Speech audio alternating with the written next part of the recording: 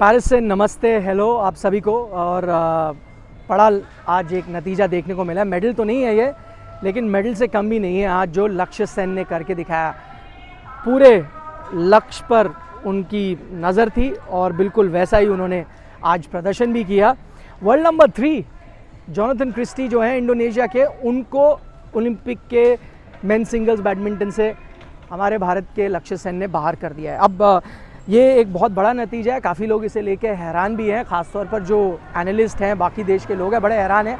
पर अगर आप हमारी कवरेज लगातार देखते आ रहे हैं तो आपको ये पक्का पता होगा कि हम हैरान नहीं हैं, क्योंकि जब लक्ष्य को किसी ने भी चांस नहीं दिया था, हमने लक्ष्य को पिक किया था एज अ डार्क हॉर्स जो मेडल जीत सकता है। और उसके पीछे कुछ कारण थे और वो कारण हम विस्तार से आपको बताएंगे। ये बैडमिंटन एरिना ही है, अरीना ला शापेल, जहाँ पे मैं खड़ा हूँ। यहीं पे कुछ ही समय पहले सेन ने क्रिस्टी को हराया। पूरा जैम पैक था, ढेर सारे फ्रेंच लोग आए हुए थे, इंडोनेशिया के थे, भारत का काफ़ी समर्थन था। सबके सामने उन्होंने जो भारत का झंडा है उसे ऊपर करा।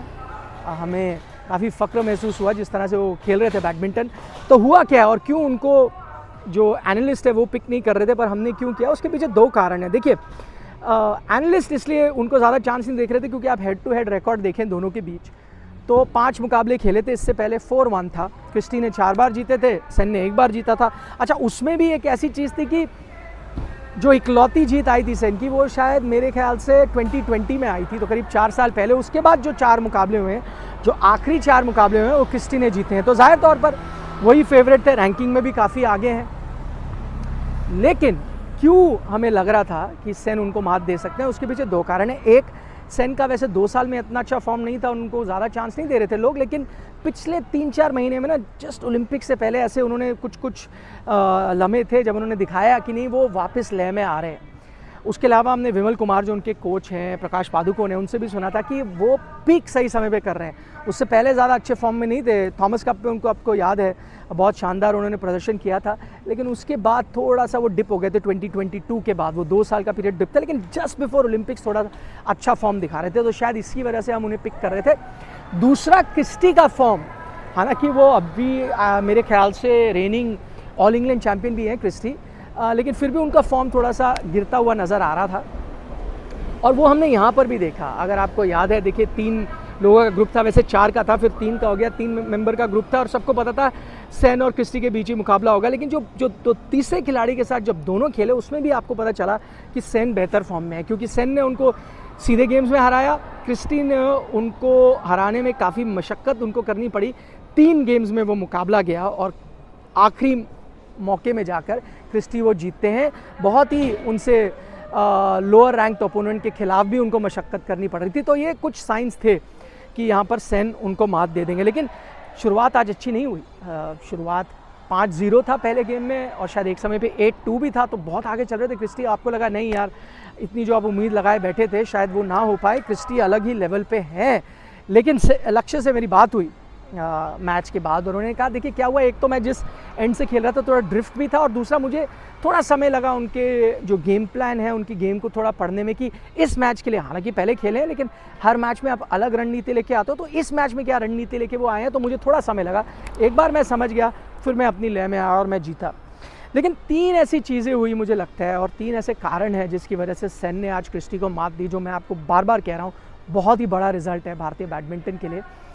एक कारण है, आप देखिए पहली गेम है और शायद क्रिस्टी आगे जा गए थे 12-16 था या कुछ ऐसे ही था, 17 कुछ ऐसे था, क्रिस्टी आगे चल रहे थे। तो ऐसा लग रहा था कि क्रिस्टी अब मैच क्लोजिंग कर देंगे, अंत आते आते क्रिस्टी आगे निकल रहे हैं। लेकिन एक मोमेंट आया जहां मुझे लगा लॉन्ग रैली खेलते हुए सेन पॉइंट हारे, और वहां उन्होंने रणनीति में बदलाव किया। उससे पहले लक्ष्य जो थे, उनकी रणनीति थी कि मैं लॉन्ग रैलीज खेलूँगा, थकाऊँगा और इंतज़ार करूँगा क्रिस्टी गलती करेंगे और मैं पॉइंट हासिल करूँगा। लेकिन वो पॉइंट के बाद मुझे लगा, जब उनको लगा कि अब यहाँ से गेम निकल सकती है, अब मुझे अग्रेसिव होना पड़ेगा, और वो मैं देखता हूँ एक स्विच टर्न ऑन हुआ, वो अग्रेसिव होते हैं और उसके बाद लगातार वो पॉइंट जीतते हैं, आगे निकलते हैं, पहले तो लीड कम करते हैं और फिर गेम आराम से जीत जाते हैं। वहाँ पर मुझे लगता है लक्ष्य को भरोसा हुआ कि नहीं, मैं जो पहली रणनीति कह रहा था लंबे पॉइंट्स खेलने की, वो मुझे बदलनी पड़ेगी। लंबे पॉइंट ज़्यादा वो जीतेंगे। ऐसा नहीं कि लक्ष्य ने लंबे पॉइंट नहीं जीते, ज़्यादा शायद क्रिस्टी जीत सकते हैं। छोटे पॉइंट खेलने हैं, अग्रेसिव मुझे बैडमिंटन खेलना है, उन्होंने बिल्कुल वैसा ही किया। और उसके बाद वो एक जो स्ट्रैटेजी में बदलाव किया, क्रिस्टी वहाँ से बैकफुट में आ गया, क्योंकि उसके बाद लक्ष्य अग्रेसिव ही रहे। पहली गेम जीती और दूसरी गेम में तो आसानी से वो जीत दर्ज करने में कामयाब रहे। तो एक चीज़ तो ये हुई। दूसरा एक और मोमेंट आता है, शायद 20 पे थे या 19 पे थे पहली गेम में, वो लगभग उसी टाइम जब एक शटल जो पूरी तरह से लगा क्रिस्टी का पॉइंट है, क्योंकि जब खिलाड़ी के पीछे जाता है इतनी रफ्तार से तो आप उसको पिक नहीं कर सकते, लेकिन वो अपना रैकेट ऐसे करते हैं बैक स्विंग करते हुए, ये तो बैक हैंड भी नहीं है, फोरहैंड भी नहीं है, पता नहीं इसका नाम क्या है शॉट का, वो ऐसे करते हैं और शटल कनेक्ट होती है और वो पॉइंट वो जीत जाते हैं। वहाँ से लक्ष्य का तो मनोबल बढ़ा, लेकिन मुझे लगता है वहाँ से क्रिस्टी का जो कॉन्फिडेंस है ना गिर गया, कि वो पॉइंट जो वो डोमिनेट कर रहे थे वो भी लक्ष्य ने एक अमेजिंग शॉट खेलते हुए, बाय द वे जब उन्होंने शॉट खेला ना पूरा स्टेडियम वाह वाह करके चिल्लाने लगा। मतलब बहुत ही हैरत अंगेज किस्म का शॉट था। 3 मैचेस चल रहे थे लेकिन सब ने फिर उस टाइम वही शॉट देखा, तो वहाँ से एक और अफेक्ट आया। 3 चीज़ें जो मुझे लगता है इन टर्म्स ऑफ ओवरऑल अगर आप मैच की असेसमेंट करें, 3 चीज़ें, 3 फैक्टर्स जिससे सेन जीते हैं। एक, अग्रेशन, जैसे मैंने बताया उनका अग्रेसिव प्ले बेहतर था, उसकी वजह से हुआ। दूसरा, फास्ट हैंड्स, वो जो कई बार आप हो जाता है ना सीधा क्लैश, जब आप सेंटर में खड़े हो कोर्ट के और बहुत फटाफट शॉट्स आ रहे हैं, उसमें आपको ये नहीं कि आप पीछे का बैक लॉब दे रहे हो या नेट पे खेल रहे हो, जब आप बीच में खड़े हो और फास्ट एक्सचेंज ऑफ शॉट्स होता है, उसमें मुझे लगा फास्ट हैंड्स जो लक्ष्य के थे ना वो उनको उससे काफ़ी फ़ायदा मिला। तो एक तो अग्रेशन वो काम में आया, दूसरा जो उनके फास्ट हैंड्स थे जब उन्होंने शॉट्स कुछ एक्सचेंज करे वो बेहतर थे उस पहलू में भी, और तीसरी चीज़ जिसमें सेन बेहतर नज़र आए क्रिस्टी से वो थे नेट प्ले।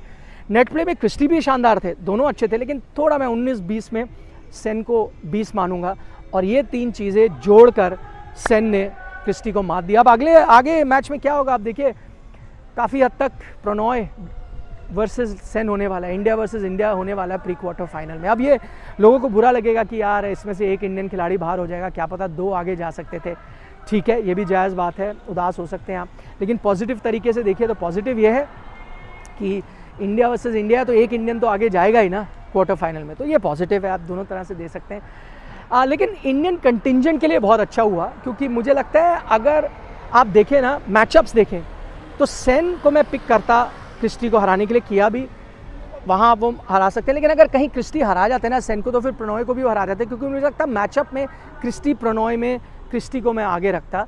लेकिन अब क्योंकि लक्ष्य ने उनको हरा दिया तो उनको बाहर किया है, तो अब प्रणॉय को भी चिंता करने की ज़रूरत नहीं है। 50-50 मुकाबला है प्रणॉय और सेन के बीच जो खेला जाएगा, तो दोनों के लिहाज से शायद ये नतीजा अच्छा ही रहा। आगे क्या होता है हम आपको पल पल की जानकारी देते रहेंगे। प्रणॉय ने एक मैच खेलना है, लेकिन जैसे मैंने कहा लग रहा है उन दोनों का ही क्वार्टर फाइनल होगा। देखिए मेंस बैडमिंटन में कभी मेडल नहीं आया ओलंपिक्स में, क्या पता ये वो साल हो। आगे जाके विक्टर एक्सेल्सन भी मिलेंगे, टॉप सीड जो हैं, जो भी प्रणॉय सेन में से जो भी जाए सेमी में वो मिलेंगे, लेकिन देखिए आपको मेडल जीतना है तो बड़े खिलाड़ियों को मात देनी होगी।